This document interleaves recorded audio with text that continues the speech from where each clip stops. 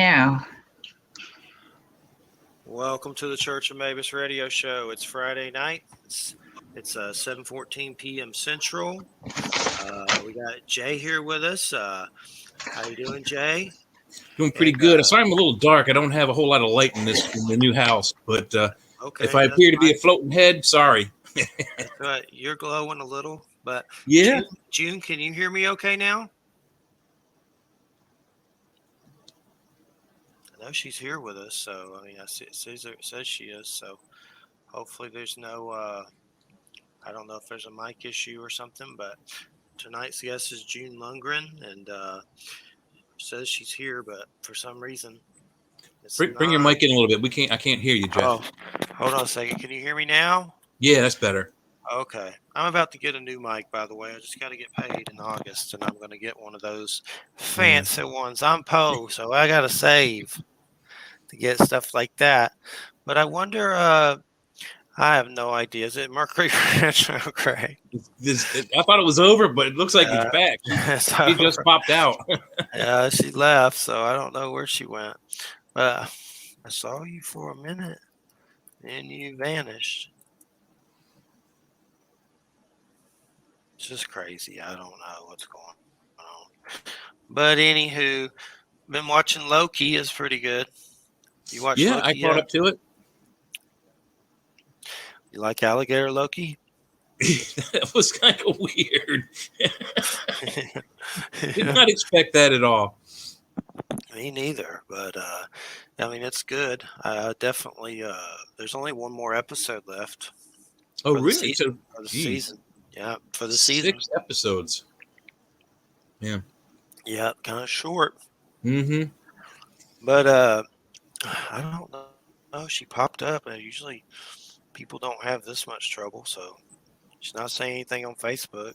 Maybe she quit. I don't know. But hey, so you're caught up on Loki? Yeah. I watched the 5 episodes that are out just the last 2 days. Not as exciting as I thought it would be, but I liked how they zoomed it in to where he disappears in Infinity War, and then that whole thing takes place after Endgame. So that's pretty neat. Yeah. What's the speculation of whose little weird house that was at the end there and who it is? I've heard different things, from Dracula to some dude named Kane the Conqueror or something like that, to somebody that's running that whole TVA or whatever. Yeah.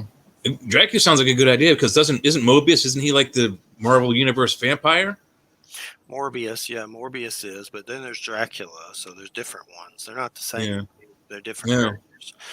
But I know the new Dracula is going to be in Blade, the new Blade movie, and I think Ethan Hawke's going to play him. Oh, wow.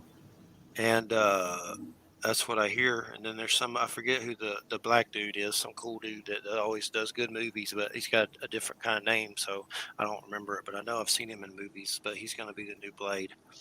I could look it up. I'm just too tired. But he's a cool dude. Yeah, Wesley Snipes going to be in there, too, to like kind of pass the torch, isn't he? That's possible, I've heard, too. That would be pretty cool. I thought he was really good in that role. She read what I said, so I don't know what's going on. Oh, my gosh. Oh, what a metaphor. The retrograde must be back with us then. Yeah, Saturn retrograde. I don't know. I don't think any kind of retrogrades are happening. There may be, I don't know, but Mercury ended for sure. Okay, here we go. Hello, June. Can you hear me okay? We see you. So hopefully the mic's working. Let me tell her on Facebook, we see you. We see you. But hopefully it straightens out in a minute. And let's see. Says she's with us, so I'm sure hopefully we'll get started shortly.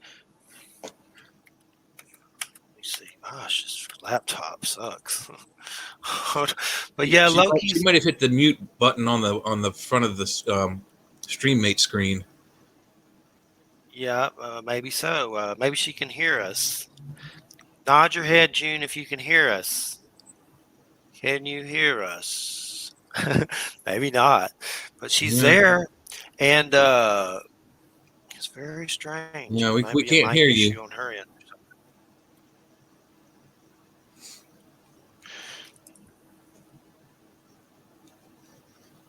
Let me see. Can you hear us?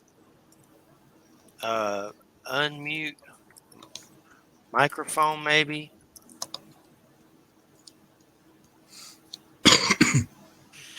Well, the Loki I know is only 6 episodes, and I'm sure there's going to be other seasons, but definitely the variants and all that stuff is a trip, man.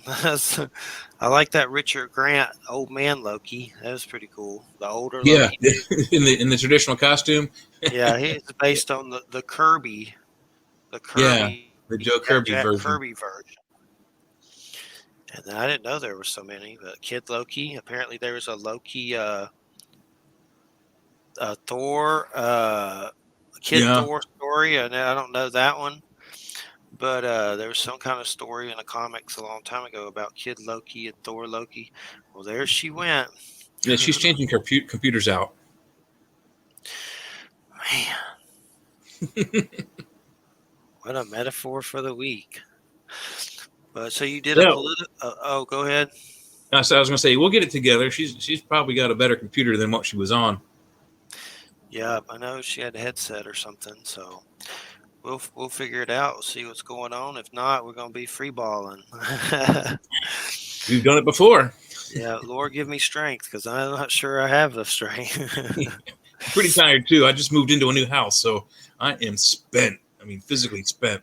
We've been dealing with the hospice thing here, and now Oh yeah, the grandmother cannot get out of the bed. She has to be changed in the bed and flipped over and all that stuff. She can't, like, she's too dangerous to lift her to put her in the commode, the portable commode. yeah. She just like starts flopping around and wanting to fall and saying, I'm falling. It's like, you wouldn't be falling if you would not flop around. Yeah. I'm holding you. How are you going to fall? But she starts freaking out. And last night it was bad. So she ain't going to be leaving the bed no more. But regardless, it's depressing stuff. Seeing that every day. It's like, gee, Yeah. it's our fate. Pretty much. It's like this makes you want to live fast, die hard, and put the pedal to the metal. Like, Yeah, absolutely. like Hunter S. Thompson. He says, Yep. if you don't slide into death all beat up and worn out, then you did something wrong. So, You're right. Hunter S. Thompson, Fear and Loathing in Florida. Yeah. This is bat country. But I don't know where our guest is. There she Here we is. go. Nope. She appeared and then she left. We're supposed to be talking about cleansing the demons from the lands tonight, so they don't want her here, I guess. Yeah, that may be. The demons are interfering. They are. The creatures of the night are interfering. And Not even that dark yet. I know. I was going to talk about doing some cleansing.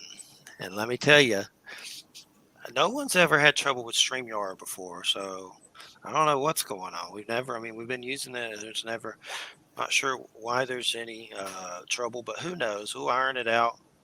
Hopefully, if not, free balling, meat balling, free balling, meat balling. I'll sing all night. And then Yeah, we'll we be can really, we can really figure something screwed. else to do besides that. I can't carry a tune in a bucket. You can sing meatball free ball with me. But no, when I've never, my stepdad died, and I kind of ditched that. I visited sometimes, but I kind of stood away from him. So he didn't really like me anyway, I don't think. But he had an autoimmune disease, and I don't know. I think it was really kind of quick the way he went. But I'm sure there was weird stuff there, but I didn't live there. But it's just odd. It seems like the whole death and dying scenario makes your environment weird. Like, just a lot of weird energies. It And can it make could it be, toxic, I'm sure. and yeah, like why do you think it would make it toxic? Just because it's death and dying? I mean, that makes Yeah, sense. But dying's negative energy, so it can't be all good. So you think Diane's negative energy, so that's what affects the environment. I'm not disagreeing with that. I'm just always trying to learn more about it because I'm not really used to it. My dad died suddenly, and he wasn't at home. It was just on the street, the sidewalk from a heart attack in the rain. Yeah.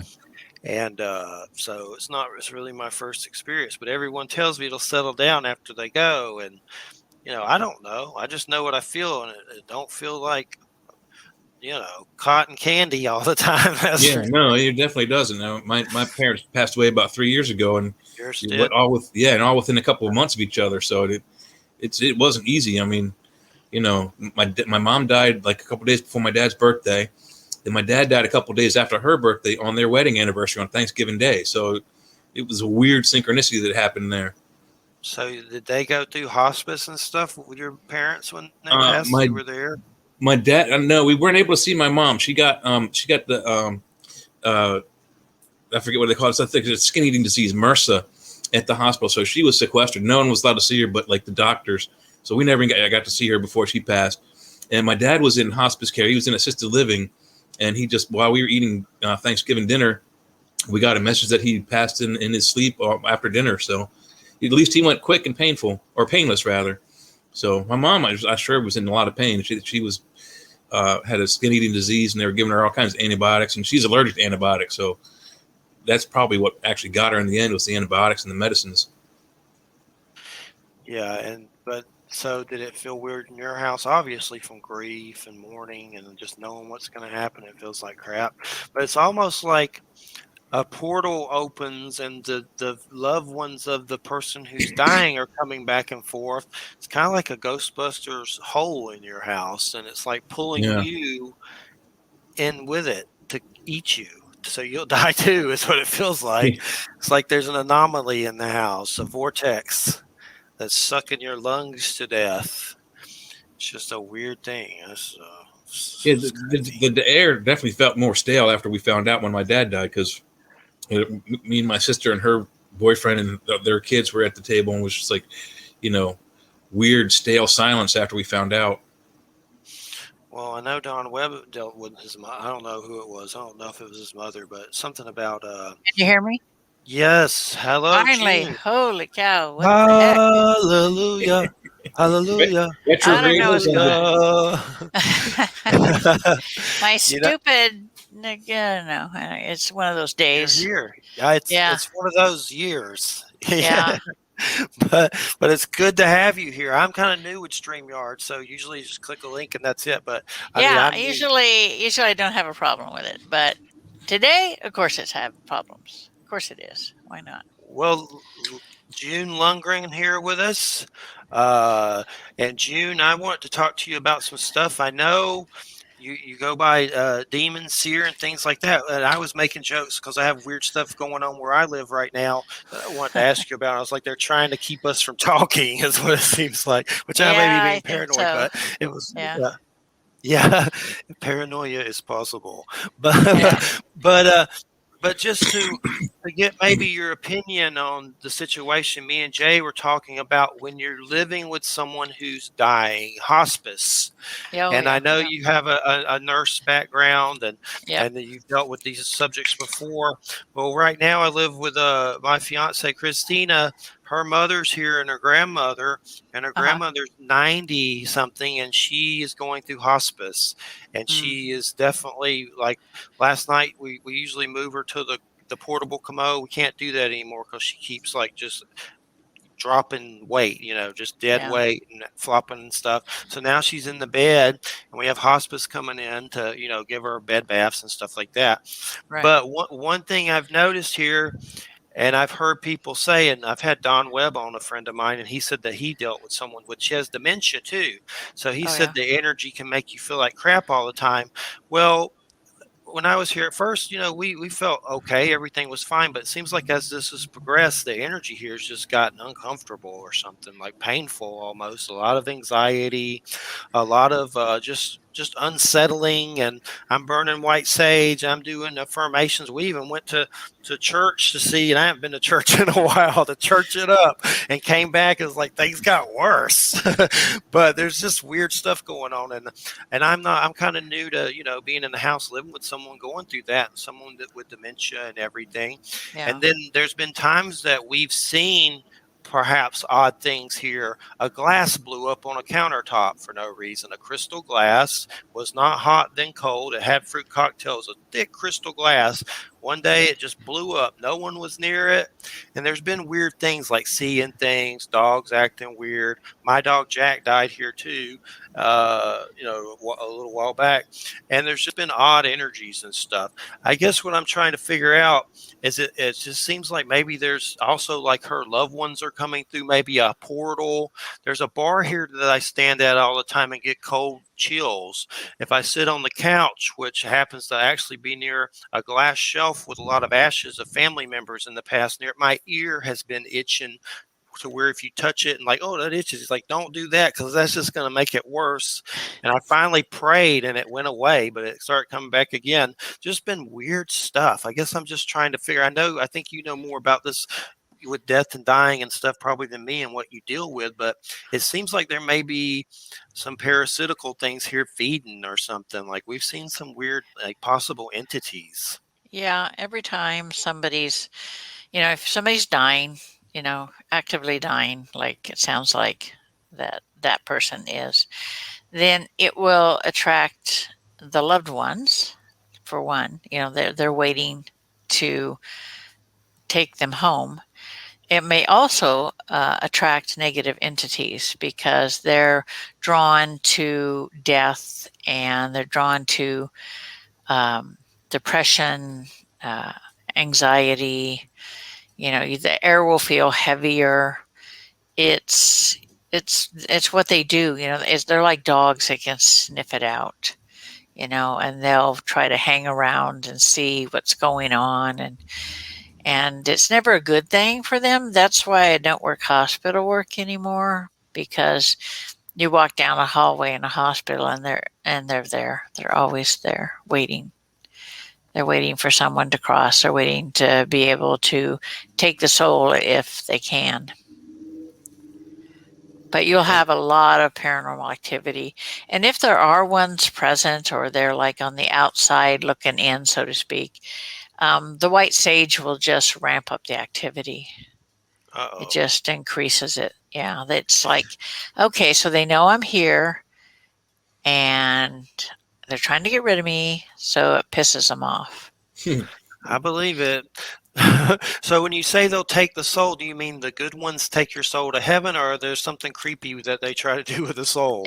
Well, the negative ones will try to, take the soul. They'll acquire it. They'll try to acquire it, but if you have enough of the good ones there, they don't stand a chance. And it sounds like she's got, from what I can see, she's got quite a few of them waiting for her. So it's not a big deal. Yeah, the negative doesn't stand a chance. That's good. I had a situation where sometimes I'll let the sun, like I'll close my eyes and let the white light fill me. And then I've had weird things happen. Like once I was in a gym a few weeks back or a month or so, and I let the white light fill me, and I looked around the gym and everyone had like a weird kind of energy heart over their bodies, everyone in the room. And it was like a weird spiritual experience. But one time here, I let it come down from the skylight and fill me up the light, and I looked around the house and I saw, and I've never seen a gray alien ever. I've seen some weird stuff, some UFO stuff, but I've never seen a gray alien. It was like an astral weird gray alien standing in her room. My fiance also saw one standing over the bed, and they looked like skinny, like you would the typical weird little grays. And I've never seen that except them, but it was almost like how you see the energy when you look at the sun or a camera flash, but it was shaped like one of those things. Yeah, if it's long and slender, it's about 9 times out of 10 it's a watcher. A watcher? Yeah, the watchers are neither bad nor good 99% of the time. They're just observers. They're there to observe. They're there to see what's going on.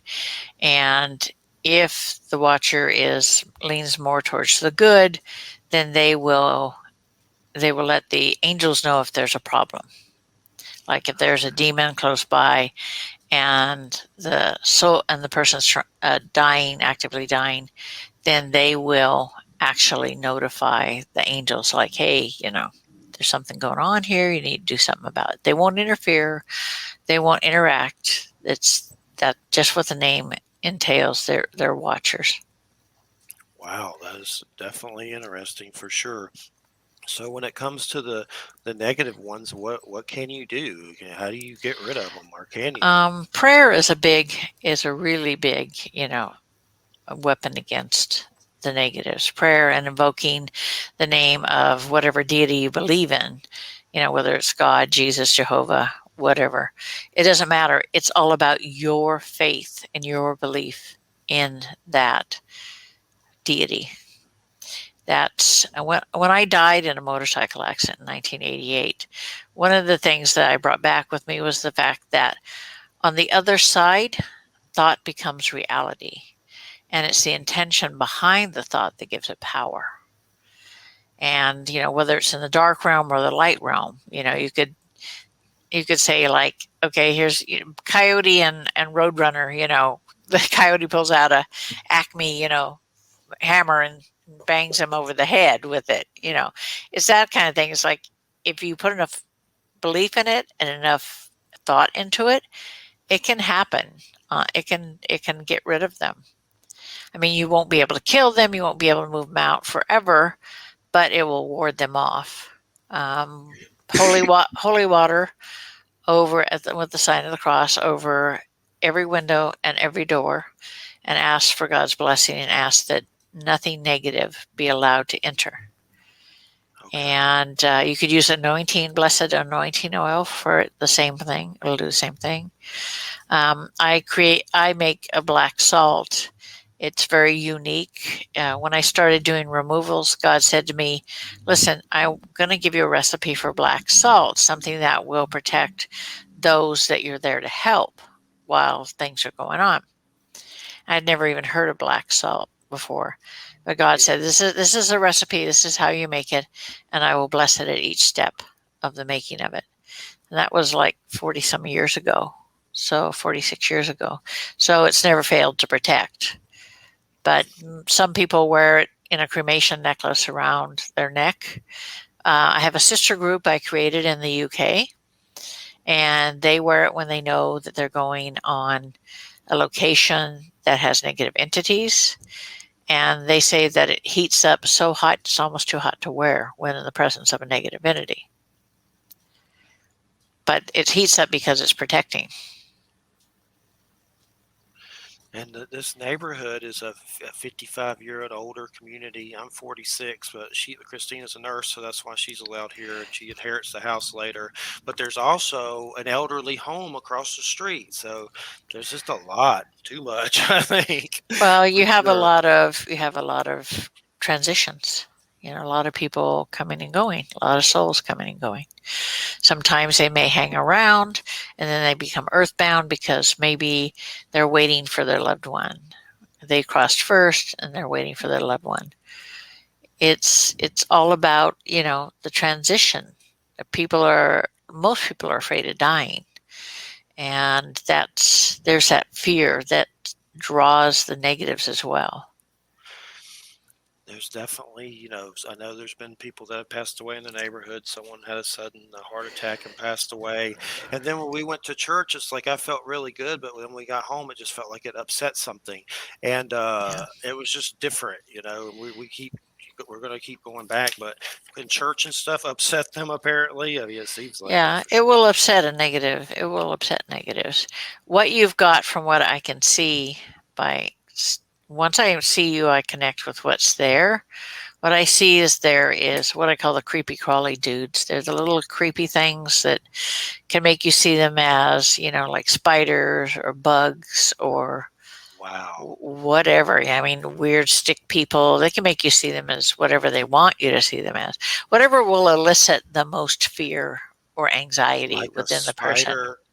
I think we've had something like a seeing something kind of spider-like or something Yeah, like yeah. that. They're just they look like me. I don't like spiders. They're not my favorites. And so they try to show themselves as that. But see, I see them in their true form, so they can't do that to me. With most people, they'll look into their mind and they'll find the image that you have of what a demon should look like, and they'll amplify that 100-fold. Or if you're afraid of spiders, or if you're afraid of cockroaches, they'll make themselves look like that just to elicit Wow. fear.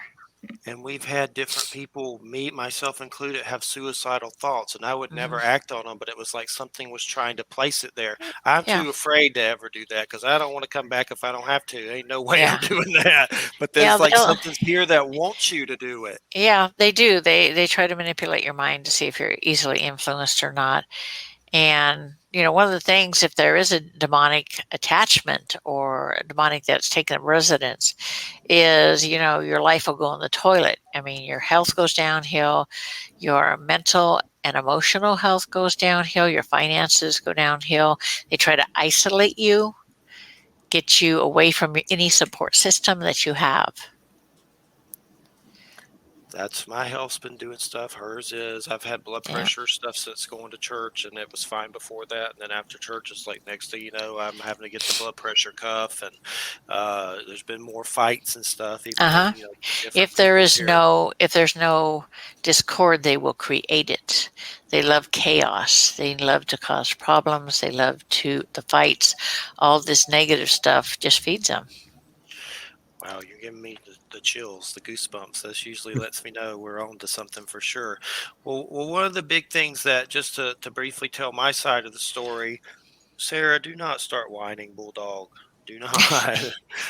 but American Bulldogs. But sometimes she whines. It's like, oh, Oh drives me yeah, crazy. yeah. I have an old Springer that's going on 15, and I have a couple of pit bull sisters that are going on 3. Yeah, they're definitely. Since Jack left, it's been kind of dark. He was a light onto my life, and he's definitely, when he passed, it's a lot to get used to. But luckily, she had dogs, and they've been, helping you. They'll lay down when I lay down in the bed and stuff, and they know that I feel sad, so they kind of spoon me and Oh stuff. yeah, These big, yeah, big bulldogs. yep. They're big but babies. Yes. And well, just to tell you a little background about me, and I know Christina's seen paranormal stuff all her life, so we kind of have that connection where we've had weird stuff happen to us all our life. But mine, when I was 17, testicular cancer, I went through chemo, and I'm fine now. But at 17, my dad died a year or so later, and it was just a lot. And I started reading a lot of spiritual stuff and having a lot of weird experiences, from seeing beings of light with my physical eyes, Uh-huh. and I haven't seen those in a while, but a lot, to where I've seen them at such a level I thought I was dying, and like you were seeing into the other realm and I was going to croak or something. I never did. But a lot of UFO stuff, I've had that follow me from house to house. I don't think I've been abducted. If so, I don't remember a thing, but I have seen some strange beings and weird stuff over the house. I've had friends see it and say, Jeff, they're here because of you. And I'm like, if there were times where I was afraid to leave my house, I would see them so much that they were going to like suck me in the sky. So that's why I kind of do the show, to learn more about that stuff. And this is Yeah, year one 13. thing. Yeah, one thing about them is the aliens, UFOs. Um, they look for people with telepathic abilities. That's primary for them. They connect that way. And I remember when I was like 9 months pregnant, I was laying on the couch. We had a big picture window. It was summertime, and the sky was just really clear, and there were stars everywhere. And then I saw this lighted object go by, and then it stopped, and I could hear what they were thinking, and I shut myself down because I didn't want any part of that. And then suddenly it just shot straight up, and they were gone. It's like, no, no, no. Those ones I don't want any part of. Yeah, and there was one time I saw some small hooded beings around a black box in the woods with a friend, and we both saw them. So that I've seen those, but I don't know if they were grays, but they looked weird little cloaked beings. They were definitely creepy, whatever they were. But the big thing I've seen all the time is the light beings. And is that something that you have you? that you've seen, or do you know people that have seen it with their physical eyes? It's Oh kind of, yeah, I mean, yeah. I've been trying to It's figure it out. they're angelic beings. They're not bad. They're angelic beings. There's a lot right now. There's a lot of warrior angels in the world. They're walking among humans in the physical world, trying to stop the darkness. It's really there are over 30,000 of them in the world right now doing God's work, and there are another 75,000 of them born into the physical bodies to help spread the word and bring light. So it's like, people think, well, what's God doing? Why isn't he helping? He is. You just are not aware of it. Yeah. It's all about, your faith, and you have to trust your faith. There may not be a lot to have faith in some days, but really you have to have that faith in whatever, deity or that you believe in. I'm Christian based because my grandmother was Pentecostal, so she raised me for the first 5 years. But I've seen so many different things all the years, in all the years that I've been doing this, that there's nothing that surprises me anymore. Well, one thing I've noticed is I was Christian raised as well, and I really enjoyed those conversations with God books a lot. Those helped me a lot. I've had him on the show. I'm surprised he came on the show, Neil Donald Walsh. Those helped me a lot. But I mean, my dad was a preacher as well, so and I guess the big thing is when I saw those beings of light, I was like, well, that's kind of validation. They probably have a boss that could be Jesus or whoever, or seeing glowing dudes, leaving Yeah, my house. So yeah. The warrior angels are there. They are usually attracted to people of faith and attracted to people who are experiencing either hard times, life threatening, going through extreme things. They will show up to help. They will show up to support. Or people that have negative entities, they will show up. so I've always wondered if they were angels, aliens, or us without their bodies. Are we that as well, or are we different without when we're our soul or whatever? Well, like the soul is a form. It's a form of pure energy. It's an energy unlike any other. And when I died in my motorcycle accident, I've always been able to see uh, demons in their true form. I've always been able to understand them. And I just thought, it's just the way it is. And so when I died in my motorcycle accident, Michael says, this is who you are. He says, you're experiencing this now because you need to understand who and what you are. This is like, 40 years ago. He says, you are Ariel the Archangel. He says, you were sent back to relive human lives until you learn to have compassion for mankind. And he says, why do you think that you can understand demons? Why do you think you can interpret what they're saying? And why do you think you can see them in their pure form, in their true form? And I'm like, well, that makes sense. And then he says, you have to go back because you're going to start doing God's work in this lifetime now. So you're going to start, doing what you do up here, what Ariel does up here. She's a demon slayer. And that's what it's all about. So when I came back, I didn't even know who she was. I didn't know. I'd never heard of her. And I looked it up on the web, and all you could find out about her was her name means Lion of God, and that she was one of the 5 that guard the throne of God. But she's so much more. She's an assassin. She's a demon slayer. She has attitude. That's Ariel. Ariel. Yeah, Ariel. It's Auriel. The thing is, when I do a removal, and she comes forward, and people say that there are wings that come out of my shoulders, and my eyes turn white, and my face looks like it's about 20 years old, and my voice changes. See, I've been doing this for years before somebody. I've always wondered why people looked at me weird, I didn't think anything of it. But a friend of mine said, you do realize this is what happens when you do that, right? I'm like, no, I'm a little busy at the moment. I just said I don't have time and I don't have a mirror. Thank you very much. It's kind of like they are part of you. They merge with you. Yeah, she is my soul, so we're not really quote unquote separate. We're like as one. I hear her thoughts. I hear what she hears. I see what she sees, and I know what she knows. So that really helps. It's like all I have to have is a picture or a location, and I know what's there. I know how it got there. I know why it's there, and what I need to do to remove it. It's just it's with me. It's natural. I've been doing it for so long and seeing them for so long that they don't scare me anymore. When I was about 4 or 5, was when it changed and I could see them as they truly were. Before that, I just saw them like most humans with blobs of black mist or black, undulating, But after that, it changed. And I was afraid at first. And Michael says, you don't have to be afraid. You're seeing them as we see them. He says, you're going to have to get used to it. They can't hurt you. I won't let them hurt you. He said, so you'll be fine. You'll know when you're older what you need to do. So I was only 5 at the time. So I'm like, okay, so that's the way it is. He says, I want you to watch them. I want you to study them. I want you to see how they work.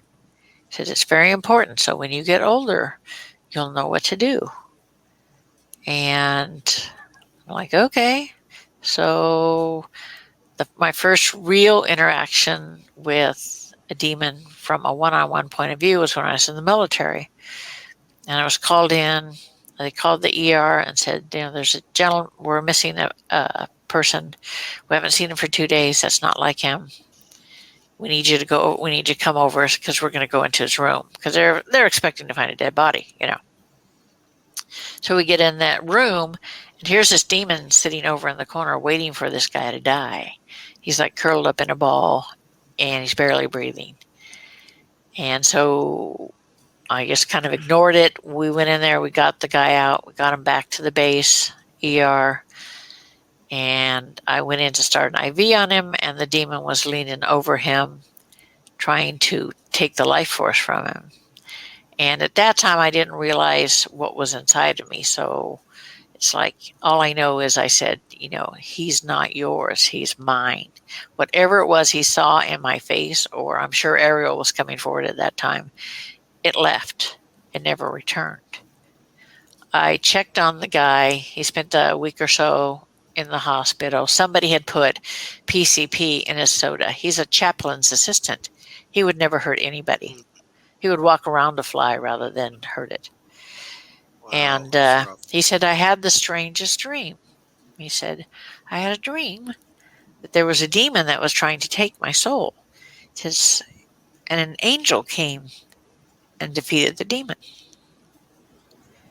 And I'm like, well, that's just God telling you it's going to be okay. Don't worry about it. It's fine.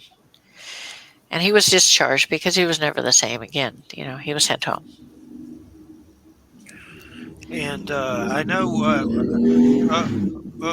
that's not me, but it's okay. It's someone's background.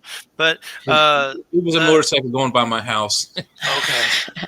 And well, I know Christina was out with her bulldogs once, and one of them, there's a kind of like a bridge at the VA center, the veterans place, and it fell off the bridge.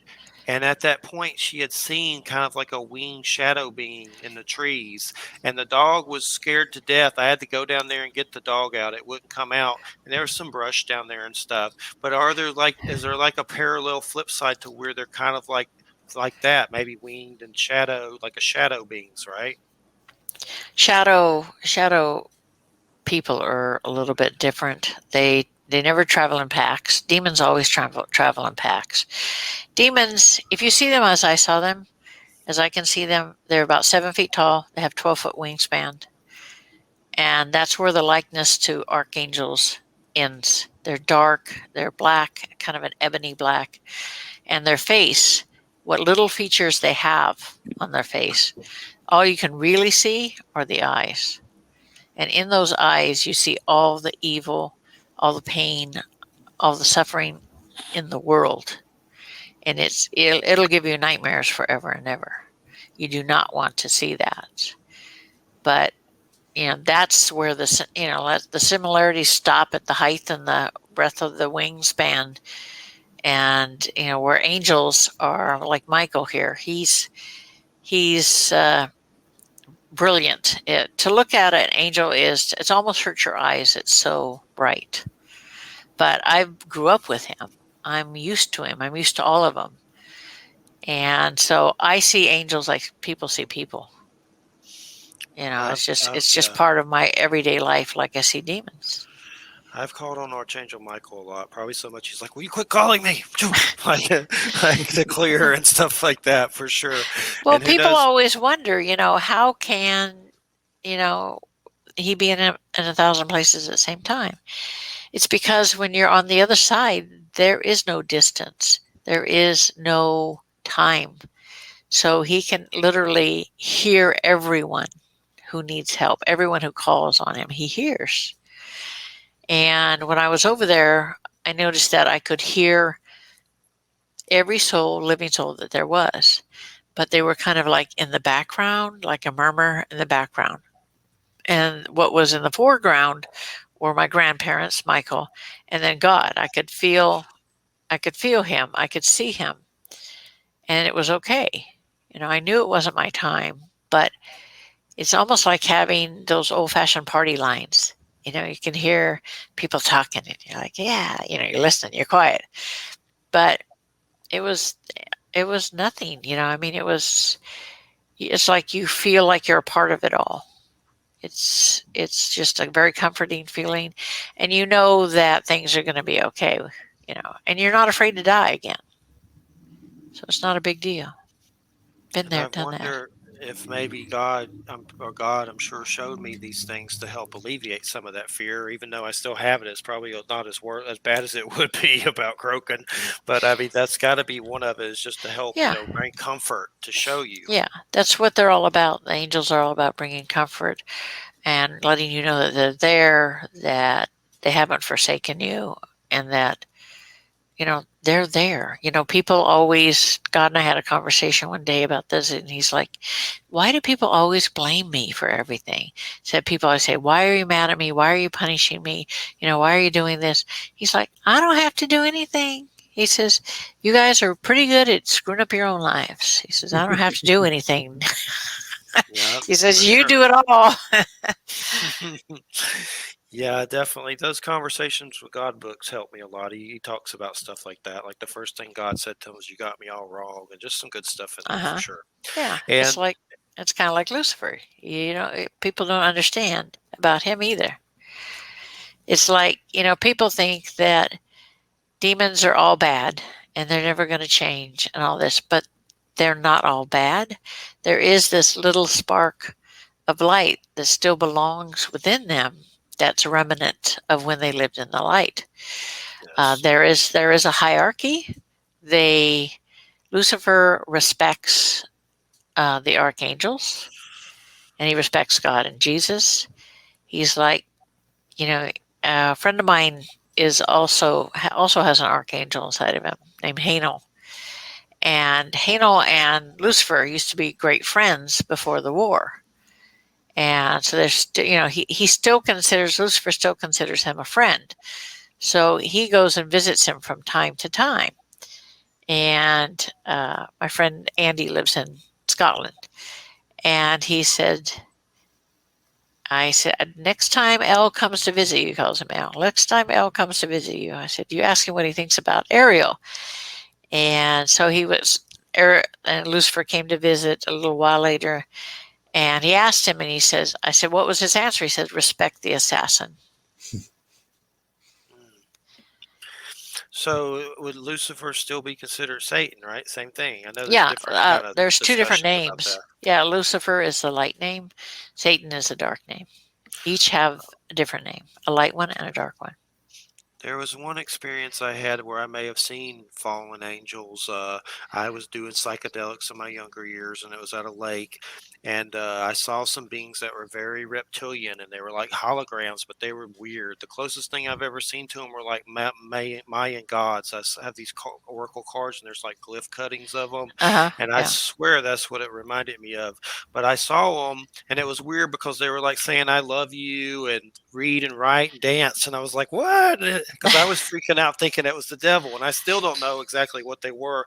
But this dude that was driving us that night went a little nuts and tried to drown us in a lake with his Oh, truck. So, geez. so that was in my wilder days. But I think I may have seen fallen ones. I know Timothy Wiley, this guy I've interviewed. He's passed. He was on that Hamilton's Pharmacopoeia, that show. Uh, Uh-huh. but but he's passed now. I know he wrote for Inner Traditions, but he wrote some books about supposedly fallen angels who God forgave, and now they were helping humanity. And he didn't say all of them, but that was kind of some No, of the no. subject There matter he there are read. there are a handful of them. One of them, every now and then, a demon will something will spark the light in a demon, and most of the time they squish it down because they don't want anything to do with it anymore. But every now and then you'll get one who will let the light grow. And a couple years ago, I was doing a removal and from a distance, and this one demon came to me afterwards. I didn't kill him; I just sent him away. And he came to me afterwards, and he was kind of gray color. And I'm like, "What's up?" And he's like, "I let the light grow." He said, "I need Ariel's help." And I'm like, "Why do you want her help?" He says, "I want to be a go between the living and the dark." He said, "I want to help people when I can." I call him Herb. I won't say his real name, but I call him Herb. He's a nice guy. but but so I went to Lucifer, Ariel went to Lucifer and said, "Hey, are you up for this?" He said, "I'll talk to the old ones, the old demons. And if they agree, then we'll let him be the go between." So, long story short, they agreed. So that's what he's doing now. He checks in with me every now and then. So they don't always shut out the light. It just depends. Well, that's interesting for sure. What do you know about there was one night me and Christine were talking about Lilith, that story with Adam and all that stuff that was supposedly cut out of the Bible. But it was really weird because we were outside on the back porch and I said that name, and suddenly one of those owls, I don't know if it was a screech owl or something, went woo, woo, woo, woo, like 3 or 4 times loud. Freaked me out. I mean, is that what do you know much about her? Is she still around, or is Oh that yeah, debunked? she's still around. She's not gone. But that's again, she is a demon. So saying her name will bring her to you. Oh, So you really want to avoid that. yeah, yeah.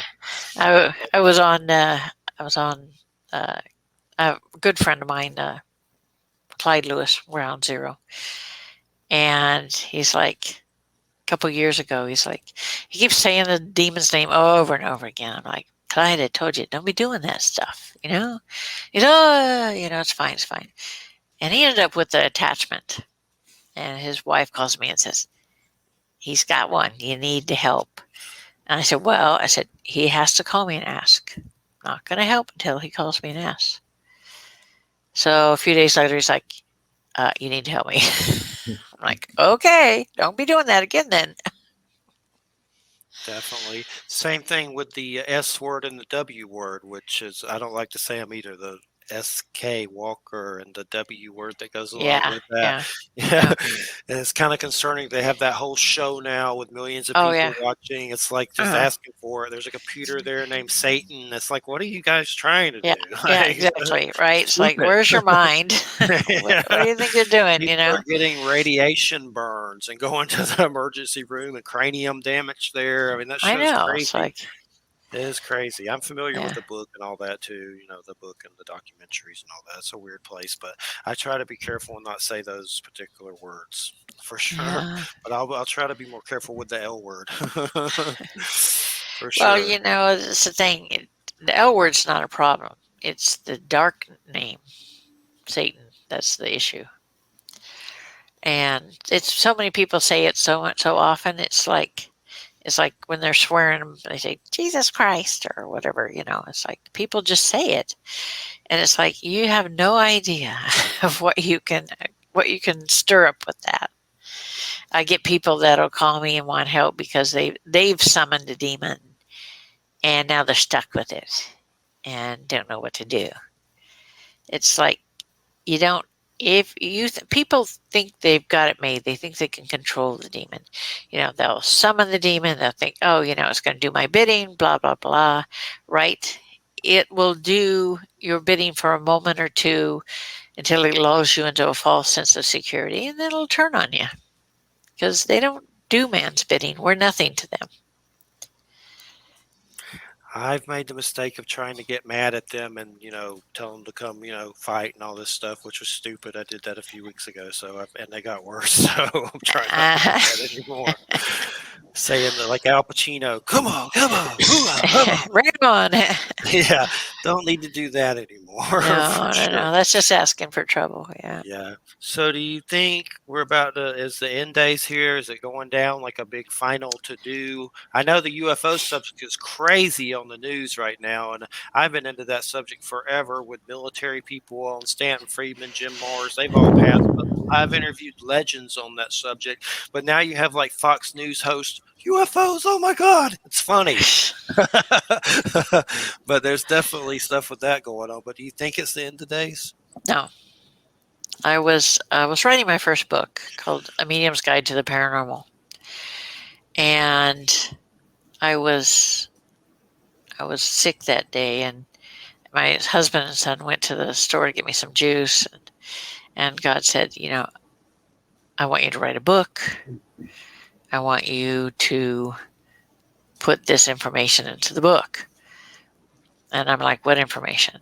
And then he says, get a tablet and a pen. So he started dictating through me. I just started automatic writing. And these 10 prophecies came out. And I said, well, these are pretty basic things. I said, you need to expand on them more. I said, people don't understand, why this is going to happen. One of the things was there'll be another planet discovered in our solar system. And of course, that's already happened. I wrote this book in 2009. And actually 2008, it came out in 2009.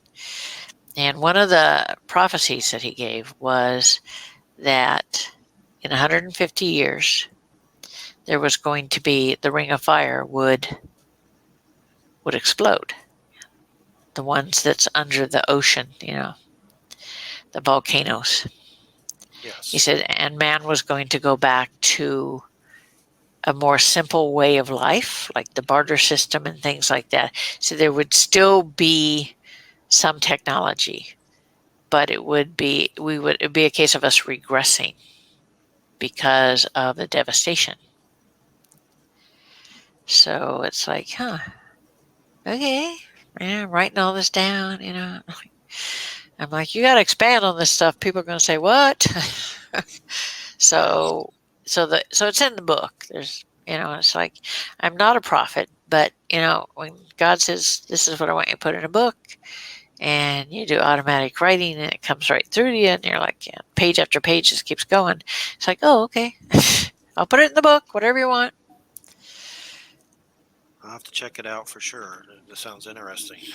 And if you think of anything after the show that might help us here, please let me know. I know me and Christina, when we first met, we have pictures and we look vibrant and healthy and glowing. And now if you look at our pictures, not all of them, but we look like we've aged like 15 years. And the dog here, one of the dogs even look older. It's like, what the hell is happening? I just have to do removal and put a what they call an infinity orb, which is a protective orb around the home and everyone who resides within it. I've done that before. It really works well for people. please do if you can. If you need to Yep, ask me no anything, problem. feel free. Definitely. It's just been the glass thing, I guess, also caused a lot of fear with me. I've seen weird stuff all my life, but I've never seen a glass explode like that. And I've gotten paranoid about energy weapons or, a demon, whatever. I don't know what did it, but it was the Well, weirdest thing, yeah, ghost like, that I've ever seen demons and explode. angels use white light, and the demons use black swords because it's made of pure dark energy, and the Ariel, she uses white light sword, which is made out of white light energy. It's a pure form. And when she kills a demon, she just slices through it, and the molecules spread up into the heavens. It's They no strange longer because exist. there were some times I prayed and I saw these like kind of they almost look Norse or something because I like that kind of Mhm. stuff too. And it was like I saw them in my imagination's mind's eye, killing them and them splattering. And I was Yep. like, "What the hell? This is too many comic books." But it's like No, maybe there was no. something to it. Maybe It, something came in here and cleaned it a little bit. happens. That's what Ariel, like, people like, I don't see it. But to me, because she's real and she exists on the plane of existence of the that they live in, the white light and the dark. She moves among them and she can kill them. See, that's why I wrote The Dark Side of the Paranormal. People were asking me to write it for years, and I finally broke down and wrote it because people think that demons are all powerful, but they're not. They have fears, they have weaknesses, they have, code of ethics, believe it or not. They have a hierarchy.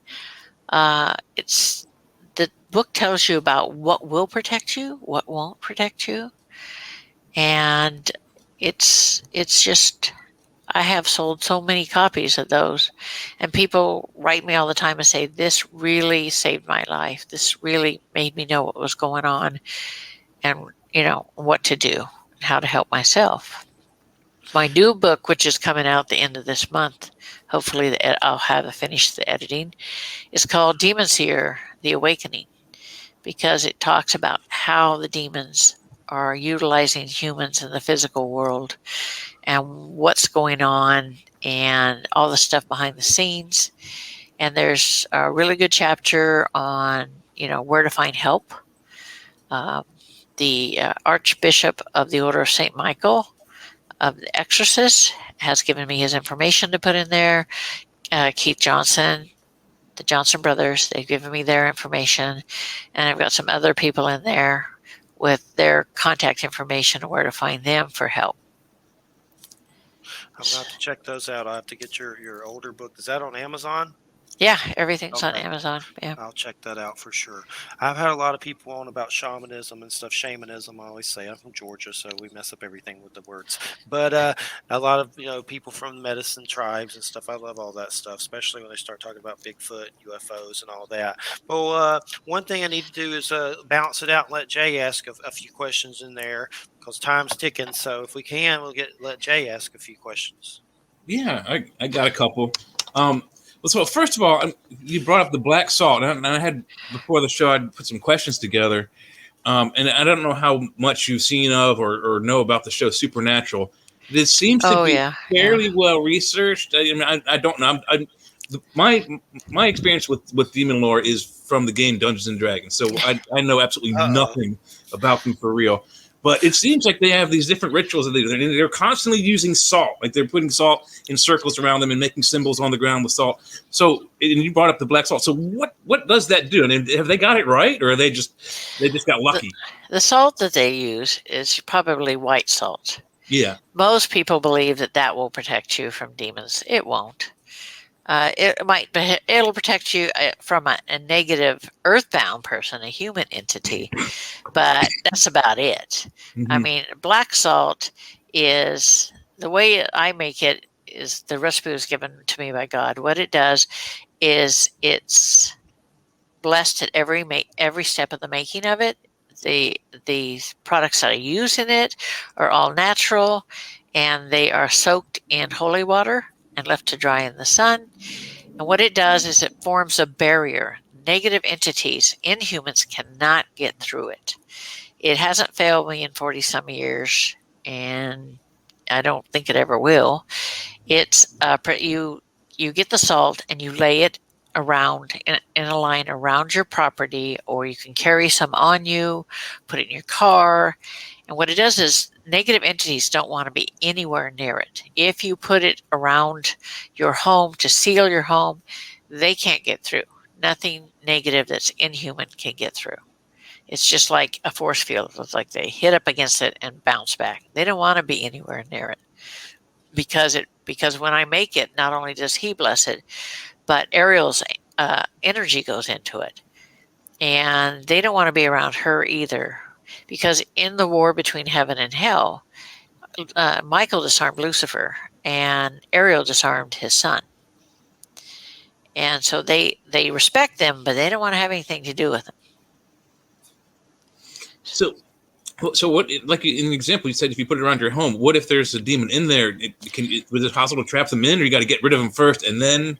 Yeah, you'll trap it in there, and you don't want to trap it in it because they go a little crazy. Yeah. So what you have to do is you have to remove it first, then seal it. I tell people, if you suspect there's a demon there, do not sage, because the sage will piss it off. That's how you can tell that there really is one there. It'll piss them off, and the activity will just really ramp up. But if you don't have the demon in there, then seal it right away. But, demons can come in because they can be attached to someone, and they can jump from one person to the next if they feel the other person is a better victim than the original one. Mm-hmm. And sometimes they attach just simply because you're in the wrong place at the right time. It doesn't have to be. People think only bad people, get attachments, but that's not true. I mean, if they're bad already, there's nothing to gain. There's nothing for the demon to gain. Mm-hmm. It would rather go after somebody who has a lot of faith, somebody who's a follower of God, because if he turns them against God, well, that's a feather in their hat. And did they ever attach to an object, or is it always a person? They do, but not. But usually it's against their will. Mm-hmm. It's like the Dybbuk box or the doll. These demons, these are old demons. Were old demons. I've removed them, but they were old demons. But someone bound them to the object, because a demon wouldn't stick around with binding itself to something that's like mm-hmm. they can't have any fun with. They want to be out off and about doing things.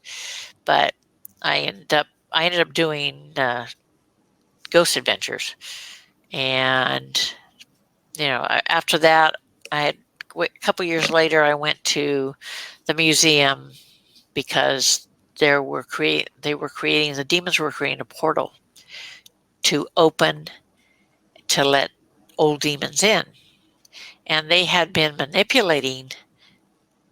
They had been manipulating the host of the show to bring all these objects together. What better way to open a portal when you have all these negatives in the same spot? So it's like I didn't even have to go in. I just went out, stood outside, and removed them all. And then I went in afterwards to make sure everything was gone. So you mentioned remove, and in your bio on the Church of Mabus radio show website, it says your specialty is negative removals. So what is there steps? What do you do to defeat a demon? Do you have to know its real name, its identity, or does like a ritual? What is it that you have to go through? There's no ritual per se. When I'm in the location, I know where the demon is. I go to the demon, and basically, if it's one like a lesser demon that's not a big problem, I will create what they call an infinity orb. And it's an orb that you can, it reminds me of Pokemon, you throw the ball and it traps the creature. Well, that's what it does. It encases the creature. And then Ariel lets it go down into the darkness, and the moment it hits the darkness, it bursts and dumps them in there. But, if it's a problem, if it's an old demon that's causing a problem, she actually does battle with it and kills it. She doesn't mess with them. She'd rather kill him as look at him anyway, so she doesn't mind. And now these infinity orbs, is this a physical thing? Like, can you go to like a magic or tarot shop and No, get them?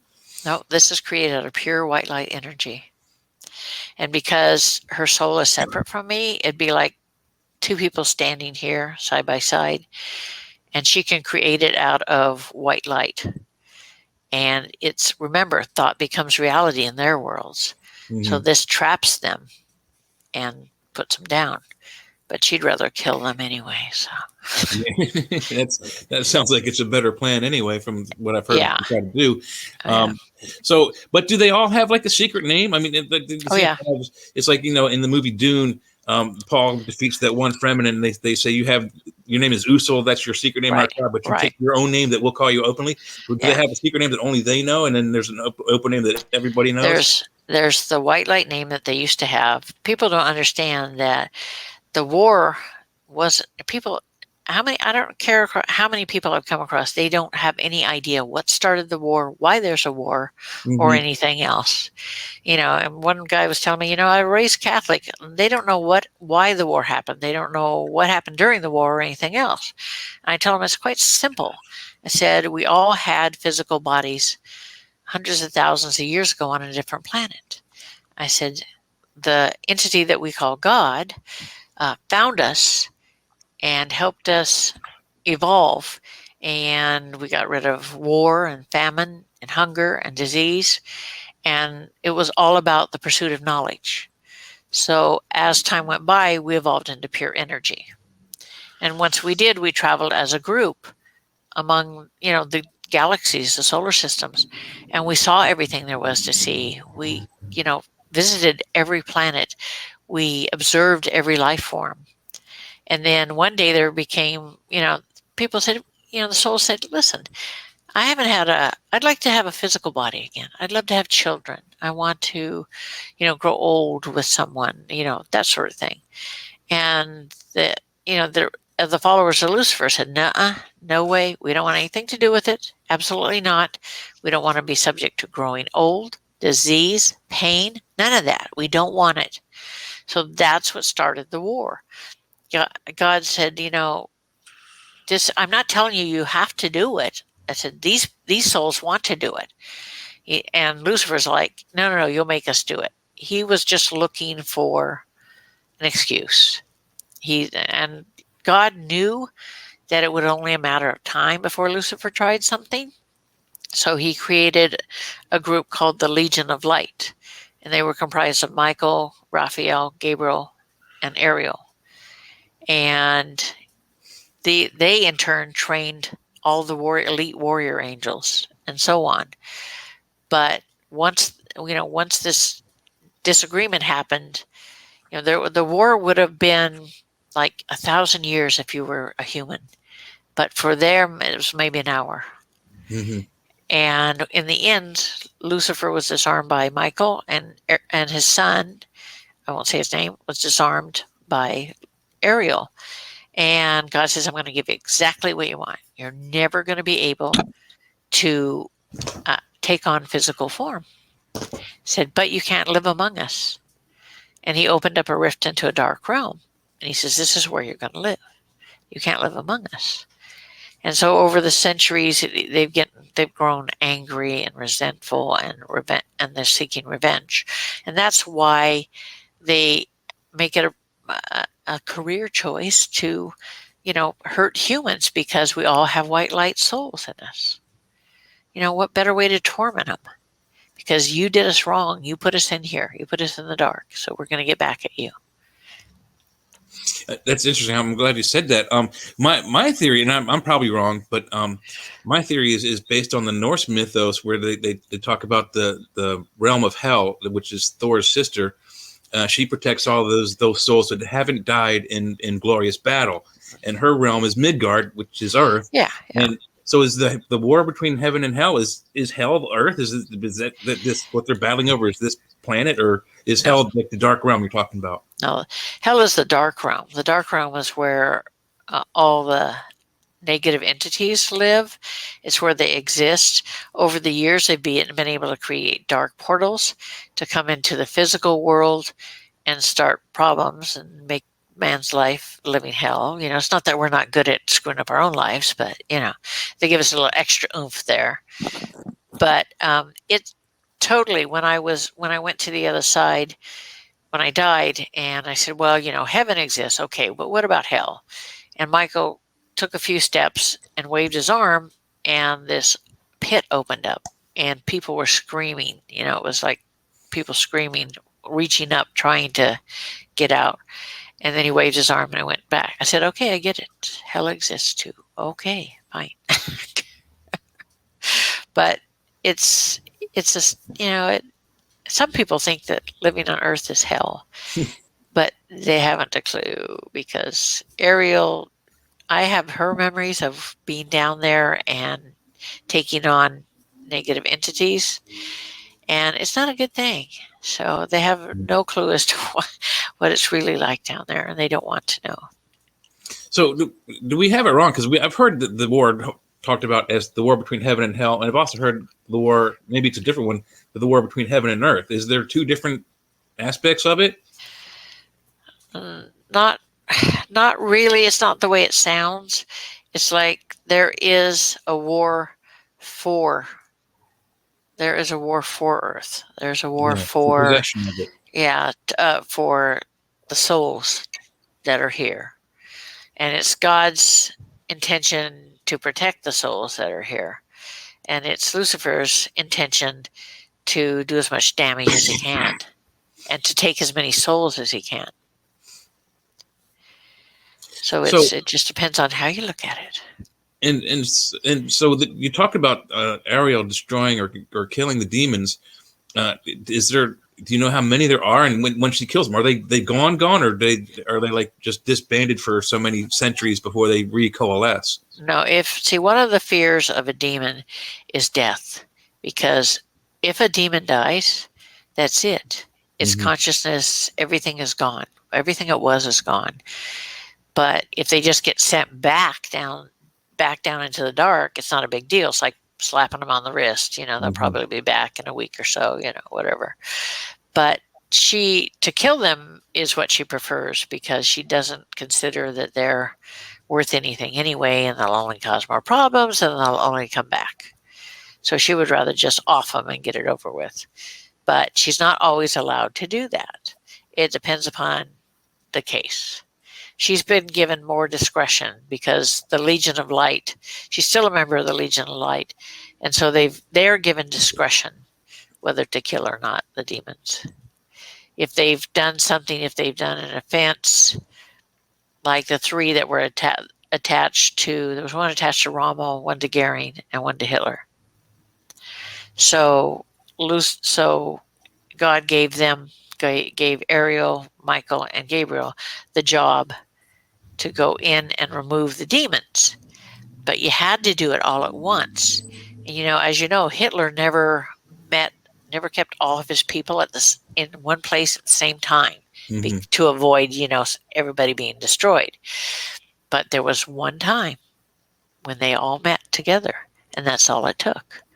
And all three archangels went in and pulled them out. Well, the demons were destroyed. They were brought before God, and God said, you know what? Look what you've done. Look what you've created. Genocide. So they were all killed. He gave Ariel the job to kill them, to execute them. But it's cases like that where there is no redemption. It seems to me that there's a huge balance of the people have thought of it for years: of light and good and evil, black and white, whatever you want to call it. So, is it a bad thing if it sounds like Ariel wants to kill them all. If all the demons are destroyed, is there a bad? There's a downside to it, and because you need that balance between good and bad. But there are so many. She's not going to run out of demons anytime soon. You know what I'm saying? It's like, and she doesn't kill them all. It's the ones that are causing the most problem, the most suffering to the humans, the most, like, say somebody, like, okay, I was called in on a case where this there were demons there. The demon had they had children in the house. They had pets. One of the pets' head, it was a rat, it was a pet rat, was pulled through a 1/2-inch cage bar. Hmm. Yeah, you can't do that. But it pulled it through, the demon pulled it through that, and of course it died. And then the next victim was, they had a pet bird. The demon twisted the head off. And then it was working on the therapy dog when I was called in. And, she loves animals. She hates demons that hurt animals. So she just offed them all. Whatever was there, she just took them out. She had no second thoughts. Just, I knew where it was. I knew what happened. I went where the demon was, and she just killed them all. So there was more than one. There was 3. Ooh. So do they typically work in 3s? Yeah, they travel in packs.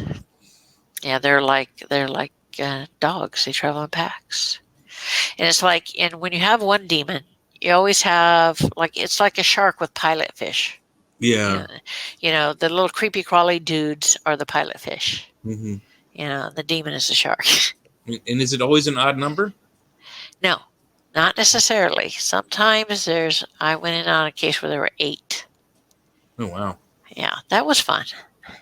Well, see, in religion, there's a lot of numerology in religion, and a lot of people assign good things to even numbers and bad things to odd numbers. So it's weird that we're getting inside information that there's 8 demons that can work together as a group. Sure, they can. It depends upon what they're coming together to do. Mm-hmm. If it's for the quote unquote greater good, as they see it, as they see it, then that's fine. I went into some guy called me in a local house where the house had been used for a drug house, and he had bought it, was flipping it, and he's like, I couldn't go in there for more than a few minutes at a time. He said things started growling at me, things started being thrown, I was scratched, I was bit. He's like, can you do anything to help? And I'm like, yeah. I said, just give me the address. And he says, I'm not going back in there.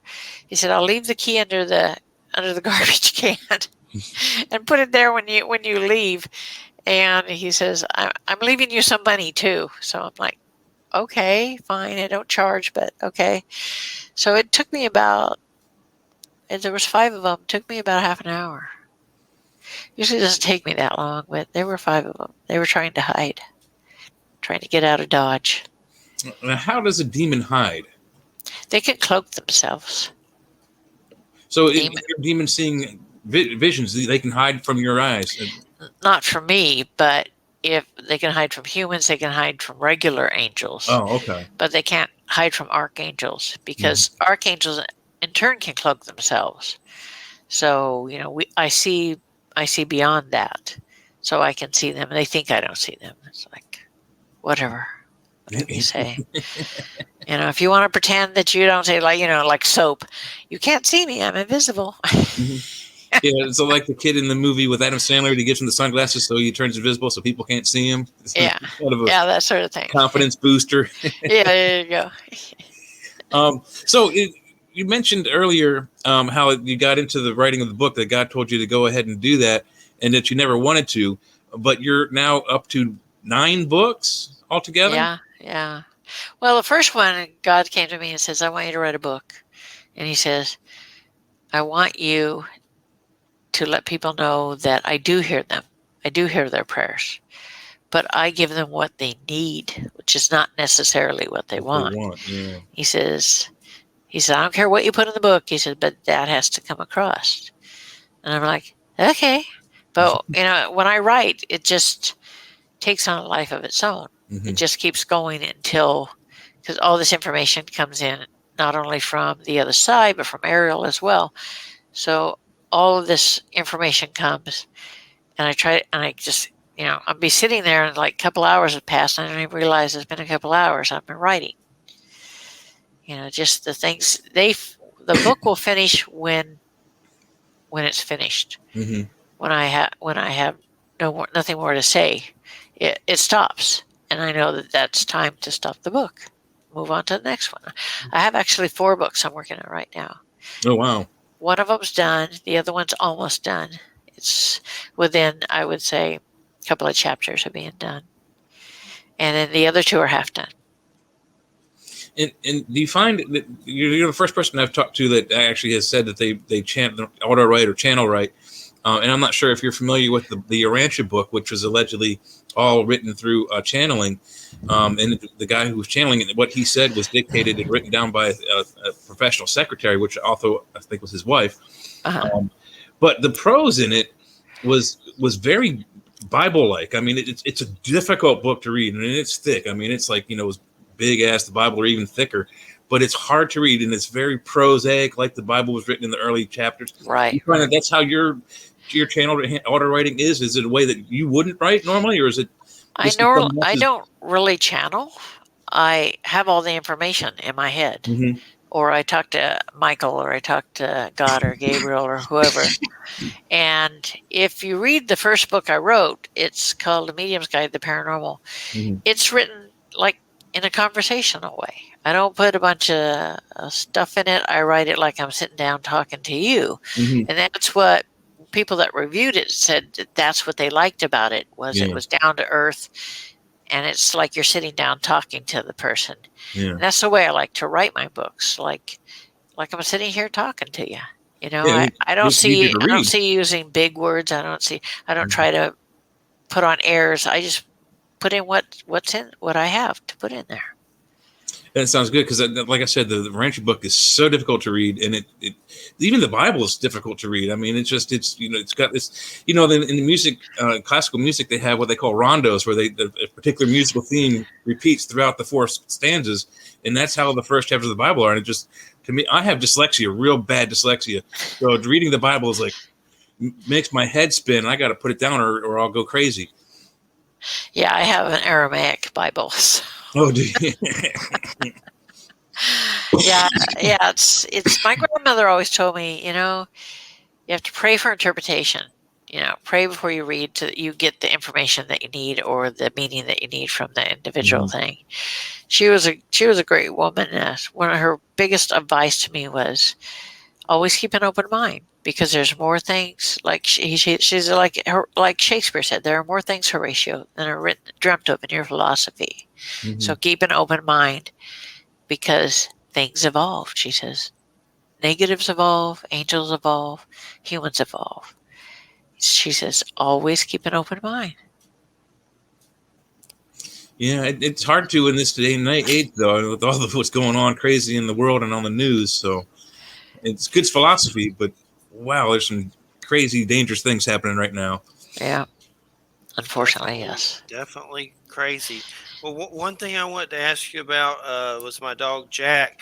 When he had seizures and stuff and was sickly, and he was 16, so he was old. But I was with him all the time, so that's why I guess there was so much loss. I lived out on Silver Lake here with him for so many years, and we walked, and he was always with me, so it was a big loss. But there was one time in my mind's eye, I saw him in his kennel, and I had to put him in a kennel there at the end, which I hated to do because he would use the restroom everywhere. So I had to put pads and stuff. Right. But I saw this like weird little small dwarf kind of creature looking in his cage in my mind's eye, and it reminded me of those little Whitley Strieber weird things from Communion with Christopher Walken. I don't know if you've ever seen that, but for some reason that's what they reminded me of. But I guess I worry about him, that something was messing with him. No, that was an elemental. An elemental? An elemental, yeah. That's like the little people, like it's like some people call them, gnomes or fairies or whatever, but that was an elemental. But they're good, though, right? Yeah, they're good. Yeah, That's good. The elemental was curious. The elemental, felt the sadness and know that he was going to go pretty soon. So they came to offer support. Well, that's good. I mean, I didn't know what to think of it. They looked in my mind's eye like those things from that Christopher Walken movie. That's Willie Strieber's book. They look just like those little. No, these are good. These are good ones. These are good ones. That's good.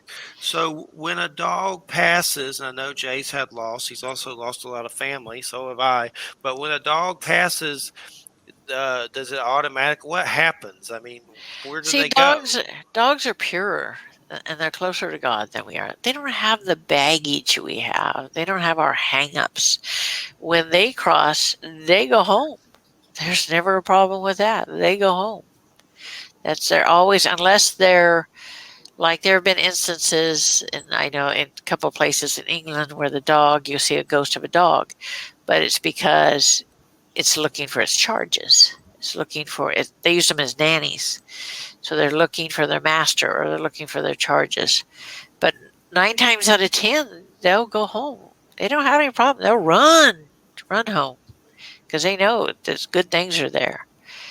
And they'll come back. My 2 pit bulls are the reincarnation of my 2 Dobermans I had. They were sisters, and they even answer to the same names.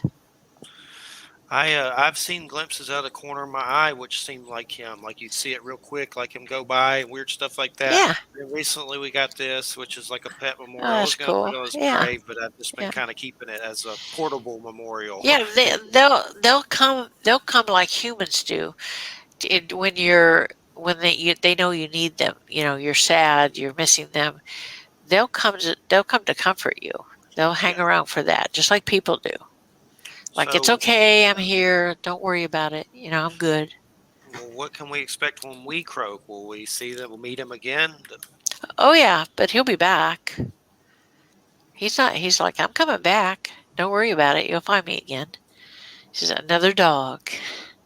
If he does come back as another dog, does it have to be the same breed, or No, could it be a no. different? No, it'll be a different breed. He says that's a different breed. He says, I want to come back as something brown and black. I like those colors. I'm like, okay, fine, whatever you want. So he said he's going to come back in the next 2 years. All right, well, I'll keep an eye out for sure. And the thing is, you'll know him. It's funny, but when they come back, you know them. You look in their eyes, and you know them. Your gut knows that's the one. Yes, definitely. I will keep an eye out for sure, no doubt about it. Jay's had weird stuff with his cat passing and getting another one that seemed like they did the same things as the cat. This one right here. I don't know if you can see her. She's black, so she. Yeah. I see those eyes. Yeah. One passed before, and then he found that one that was doing the same weird mannerisms that the other one did. So it was really strange. I mean, it's a Maine Coon. So when I found her in Georgia. A friend of mine and his girlfriend actually found the kitten in a dumpster behind a McDonald's. So she was like gnawing on a McCheeseburger or whatever. So they couldn't keep her. So they brought her to me, and I hung onto this cat through all of college and then moved back to Maryland. And she got to 20 years old, and just one day she just flopped over and just couldn't move. And the doctor said, well, she's got a mass in her, torso that is probably cancer. We can spend a lot of money, and we can find out that it's, inoperable or operable. I don't know, but it's going to cost you $1,000. So, I had to decide whether or not to kill my best friend. Yeah. So I was sitting at the bar at this restaurant that I ate at rather frequently, and one of the waiters that I knew really well said that we've got this black kitten that nobody wants, and I'm like, what do you mean? And he's like, nobody will take this cat. We got to get rid of it. We can't have it in our house. We have too many animals. So he's like, do you want it? And I'm like, well, it's weird that you brought that up out of the blue, because I'm right now contemplating having my cat of 20 years put down. So let me think on it overnight and make this decision, and I'll let you know tomorrow. So the next day I made the decision that she was going to go down. And I said, I'll tell you what, I'll take that black kitten if nobody wants it, but you got to give me a week. I don't want to just have my cat die today and then tomorrow. Yeah. New kitten.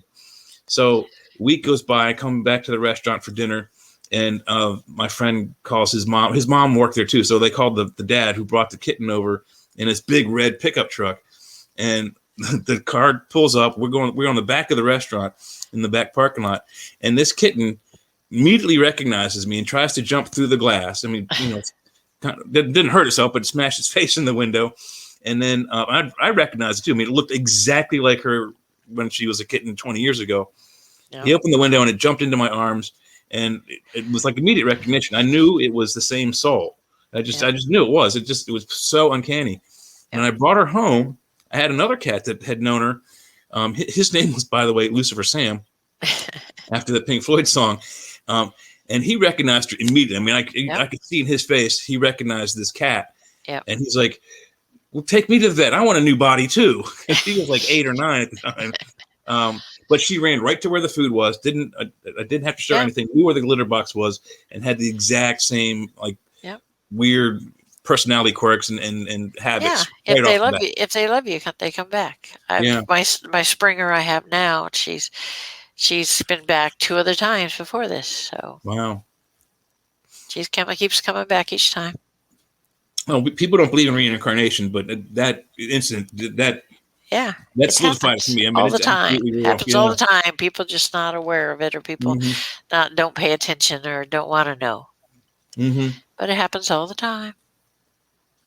It's a pretty cool thing, and I mean, it helped with the grieving cycle as well. I mean, it was one of the worst, hardest things I ever had to do was my first cat that I actually had to go to the vet and have them euthanize her, and that was not easy at all. Yeah. But that was their time. It's like people always say, well, died before their time. No, they don't. They die when they're supposed to die. Yeah. It's like, one of the things you learn on the other side is that, like, there are certain things that are set in stone. The time you come in, the time you leave, the method in which you leave. Yeah. People don't understand that, but that's the way it is. It's like somebody says, well, I think I'll die in this new lifetime by getting hit by a truck. I mean, what kind of normal person would say, that's going to hurt, man, I'm not going to do that. But on the other side, there's no pain. You don't think about the pain. You don't think about the suffering. You don't think about who's there when you die, or who's the one hitting you. None of that, because it doesn't matter. Yeah, I just saw that on the way home after I brought my 3 cats from my friend's house. I've been between houses. I just moved in this last week and got my cats in today. But there's this big truck with a huge trailer in front of me. And I think it was a groundhog. It was instantly transitioned. I mean, this loud thud. And the poor thing was skidded across the road. I mean, I don't want to say how bad it was injured, but it was instantly killed. Thank God. So it didn't suffer. But I have to think that not necessarily that incident, but Jeff's dog Jack and my other cat Biddy, who also just recently passed, within a week of Jack going away. There must have been something tied in with both of them, because Jeff and I've been on this radio show with Jeff for the last 8 years. It'll be 8 years in December this year.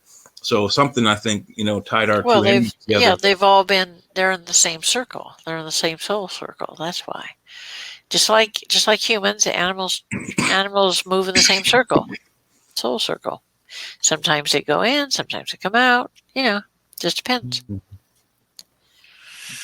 Still doesn't make it easy, though. No, it never does. I mean, my husband and I got married. We had 8 dogs.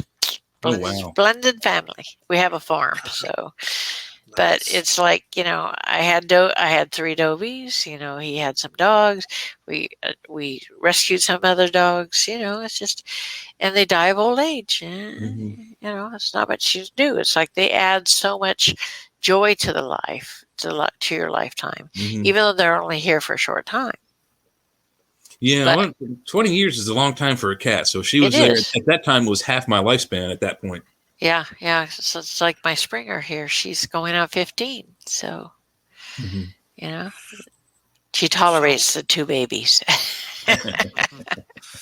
Well, the show ends at 5 till. One thing I want to ask you, I know you said you'd help hear some, but what are some things that we could go over that would help here? I know you said the infinity orb, and can anyone call on the angel Ariel, or I know I've called on Michael. I've kind of called on all of them before, but what were some things that you would recommend, or that maybe you can do later? Or now, or whenever. If you're, once you get rid of the negatives, then you can lay down the black salt, and that will keep anything negative. See, that's the problem if you have somebody that's in hospice, or somebody that's actively dying, it's going to attract negatives. They're like vultures, for goodness sakes. Tapeworm's the one I saw, but you said those were watchers. So, but I don't know if I've seen that.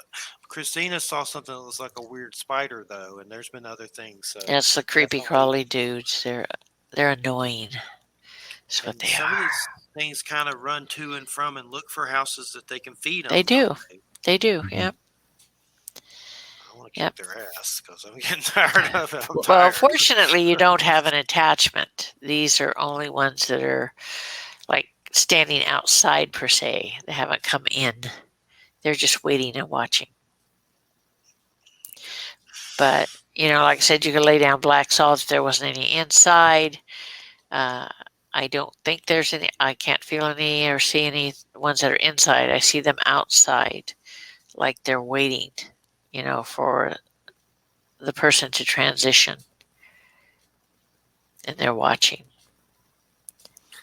And let's So say a hypothetical that somehow not her soul per se, but the bad ones get a soul. Do they take it to hell or they destroy it? I mean, or feed on what it? I mean, what they do is they utilize it for, like, if I say I gave you the black salt, you sealed it, you sealed your house. They can't get in, but they can send earthbound entity or a human entity through, because it won't stop a human. It only stops the inhumans. So they could send them through there. I've had it happen before. That's why I know. And they'll give the people bad dreams, nightmares. Things start happening. Things start moving. You start getting, poked or attacked or whatever. there's But been like I things like said, that. yeah, see, they can use them to do that, and that's what they do. And then when they're done with them, they just discard them. There's like an ear thing, an eye poke with her, just like feeling a Yeah, touch on the head. That could be something good touching you, but still yeah. the ear thing. What creeped me out about it is I prayed for it to go away, and it did, and it came back the other day in the bed. But mostly it does it on that couch, but it hasn't been doing there anymore since I prayed about it. So it Yeah. seemed like something was like putting its finger in my ear. Is what it felt like. That's That's a annoying. little wet willy. Yeah, yeah, it is, but annoying, like driving Yeah, you nuts. yeah, Like it's like it's just itching. And then when you yeah, scratch, yeah. worse. You've got a combination of them. You've got family members there, and then you've got the negatives outside. And her mother's here too, and her mother can be kind of moody and has some mental illness. She's 70, and there's some strange things with her that we wonder Yeah, if there's like I'm one sure. attached to her or something. Yeah, demons are kind of like stalkers. They'll wait and they'll watch, and people don't understand that they can watch for years before they decide to attach or decide not to attach. It's not a matter of seconds or days or weeks or months. They can wait years before they attach themselves. I mean, I've seen it happen. And I may have had some for a while because of the UFO stuff I've seen and stuff, like just the weird stuff I've seen that may interest them, and they try to, watch and figure out what's going on with you or whatever. And I Yeah, had some weird stuff with UFO stuff in my early 20s that I saw these crafts so much and weird beings that some kind of military agency came out with a silent helicopter set over the house, and the guy waved mockingly for the cockpit and it shot off. It was like some kind of, I don't know what it was, maybe a government agency or maybe a different kind of, I don't know what the hell it was, but something came out because I was seeing it. Never talked to me face to face, but uh-huh. it's like they sent out some kind of recon vehicle to see what was going on. So there's been weird stuff that's probably attracted things Yeah. for sure. It's tiring. Year 13 of the radio show. We're still alive. Year 13. This is what you're meant to do to bring awareness. That's why. I've had a thing that you're correct for sure with that, because when I first started doing this, I was having trouble getting interviews. I said a prayer and had a UFO sighting. Next thing you know, I'm on the phone with Stanton Friedman, nuclear physicist, Lloyd Pye, Star Child Skull. They're all past now, but it was like people I never thought I would ever meet ever from documentaries. It was like connected. So I Yeah. do believe Yep. raising awareness and consciousness. Yep. I just got goosebumps again, so that's always a good one. Yep. For sure.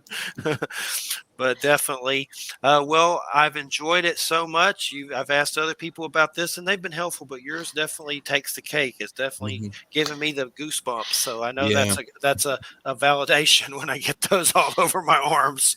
Yeah. When we get off of here, I'll take care of business for you. I appreciate it so much, and I'm in Florida. If you need any other info, let me Nope. know. And definitely, I only need a picture to connect. all right. Well, thank you Because so I've much. seen you face to face, it's better than a picture. Okay. What is your web address? Is there a website? It's demonseer.com. Okay. And I believe it was Laura Lee that introduced me to you, right? Laura Lee, does that name ring a bell? Yeah, Laura Lee? yeah. Okay, yeah, Yep. that's where I learned about you from. I forget. I talk to different people and I forget who introduces me to who, but that's who it was for sure. She's coming on at some point. But she wrote me about my dog. She I was in grief and stuff and told me about Yeah. you. That's it for sure. Well, thanks so much to her and thanks so much to you and thanks to Jay and Joe. I've appreciated so much and thank you. I had a great time. You guys are cool. Thanks. And for some reason, you don't look like the poltergeist little lady, but you remind me of her some mannerism.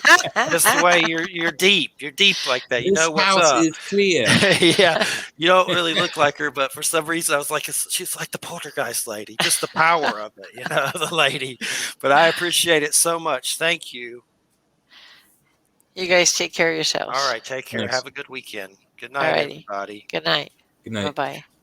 All right, you're listening to United Public Radio, and we got a Loki number 6 coming next week. It's got Kane the Conqueror. We don't know who the villain's going to be, but this house is clear. She don't look like her really, but for some reason it reminded me of like the power of that little lady coming to kick butt. That didn't click until you said that, but the way she was talking about how to clear houses, yeah, she's definitely that. She's not squeaky, and she don't really look that much. But she doesn't have a Texas accent either. This house is clear. That's definitely. I'll have to check out her books for sure. Usually, when I get goosebumps, she's got 9 books. I was so shocked. I'm glad we got that in there. But yeah, there's 2 on to the paranormal, and then there's one like on a dog, like the spirit of a dog, Susie's dog or Susie's Quest, something like that. So there's some good material over there. Well, I will definitely pick up her books at some point for sure. And definitely, there's stuff going on here. And she definitely seemed to have a different view on it than most people. And I definitely think there's something to it. I'll have to call on this aerial assassin angel chick. I already did it. So hopefully...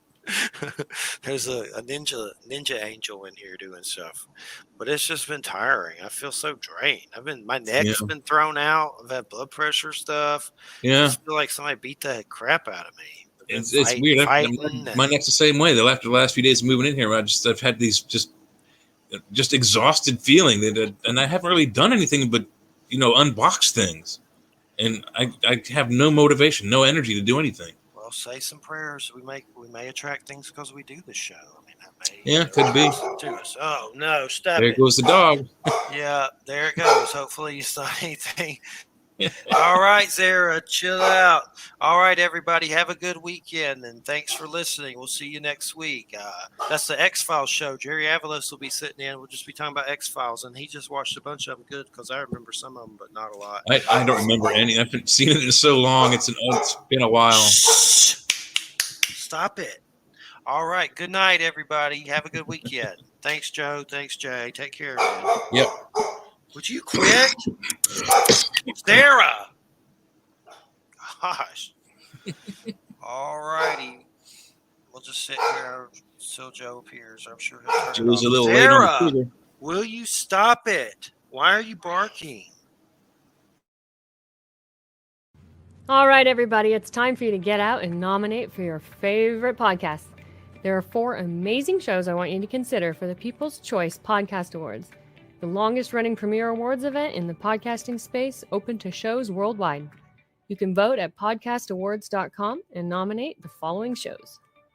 Writers and Illustrators of the Future podcast in the categories of education and storyteller drama. This show is based on the world-famous Writers of the Future contest created in 1983 by L. Ron Hubbard and provides writing tips and art advice from contest judges, winners, and industry professionals for writers and artists wanting to take their next step, along with the needed inspiration to keep on going. Next one, The Centralist in the category of politics and news. The Centralist is a much different news and political program. It is not opinion news, it's just the facts so you, the people, can make up your own minds on the different stories reported on. Listen as Joe Montaldo brings to you just the facts from trusted sources. Science and Beyond in the category of science and medicine. Science and Beyond is a true science-based program that explores every aspect of science, from how things work to why we need science. And where science can't explain something, we go beyond to see if we can figure it out on our own how something works. The Outer Realm, in the category of society culture. The Outer Realm is a very popular show hosted by Michelle DeRoche and Amelia Pisano, with guests who are well-versed within their respective fields of ufology, paranormal, cryptozoology, and anything else that would be deemed otherworldly. Nothing is off limits in the Outer Realm. Michelle is an international public figure and has spent the last 18 years working in the paranormal. Her co-host Amelia is a remote viewing medium with 9 years experience working in missing children and cold and active murder cases. So go to podcastawards.com to vote for these 4 shows and any others you enjoy listening to. That's podcastawards.com.